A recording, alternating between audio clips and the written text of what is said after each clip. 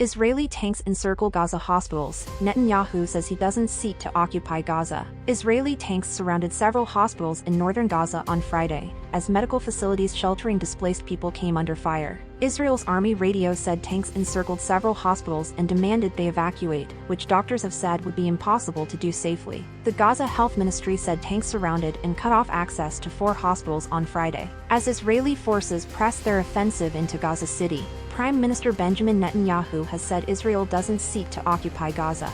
The comments marked a slight shift in tone after his previous comments that Israel would be responsible for the Palestinian enclave's security for an indefinite period raised red flags in the Biden administration. Secretary of State Antony Blinken on Friday condemned soaring Palestinian civilian deaths. Ukrainian troop strength near Donetsk flags as desertions rise, military expert says. The troop strength of Kiev's forces at the line of engagement near Donetsk has fallen recently by at least threefold as Ukrainian troops increasingly desert their positions, Yen Gagin, advisor to Donetsk People's Republic head Denis Pushilin, told TASS. Recently, the enemy has been leaving only a very small, I'd say purely symbolic, contingent of soldiers at its first line of defense near Donetsk. It's 3 and, in some cases, 4 times less than what it should be, Gagin said. 3 to 4 soldiers are simply not up to the task of holding the line of defense under current circumstances, he emphasized. According to Gagin, in the majority of cases the deficit of fighters stems from instances of Ukrainian soldiers deserting the front line.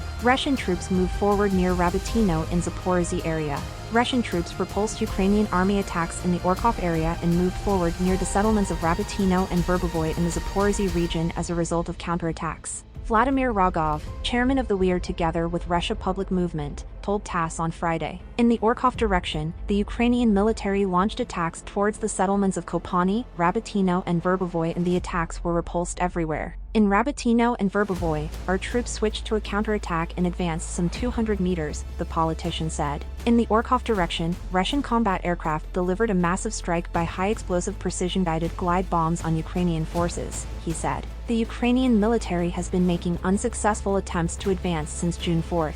As Russian Defense Minister Sergei Shoigu said on October 30, the Kyiv regime has lost more than 90,000 troops killed and wounded, about 600 tanks and 1,900 armored vehicles over this period. The Russian defense chief stressed that the Ukrainian military had failed to achieve any significant tactical successes. Russian President Vladimir Putin said on October 15 that the Ukrainian army's counteroffensive had completely failed, although Kyiv was preparing new offensive operations in some frontline areas. Kyiv must realize that Russia cannot be defeated on battlefield. It is time for the Ukrainian authorities to realize that they will not be able to achieve victory over Russia on the battlefield, Kremlin spokesman Dmitry Peskov said. It is time for them to realize that they will not be able to win on the battlefield. The sooner they realize this, the sooner the conditions for a peaceful settlement will be created, the spokesman said. The Kremlin spokesman commented on Ukrainian President Vladimir Zelensky's statements that compromise was unacceptable for Ukraine and that he hoped for positive changes on the battlefield for Kyiv. By the end of the year, President Zelensky and the Kyiv regime are desperately promising military successes on the battlefield.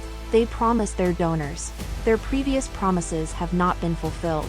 The donors are worried and are beginning to speak up, Peskov said. Accordingly, Zelensky has nothing to do but raise the level of his eloquence in order to convince them that these successes will be, he added.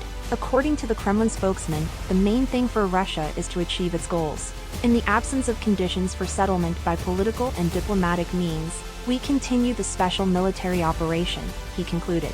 Russian air defenses down Ukrainian military drone over Orekhov region.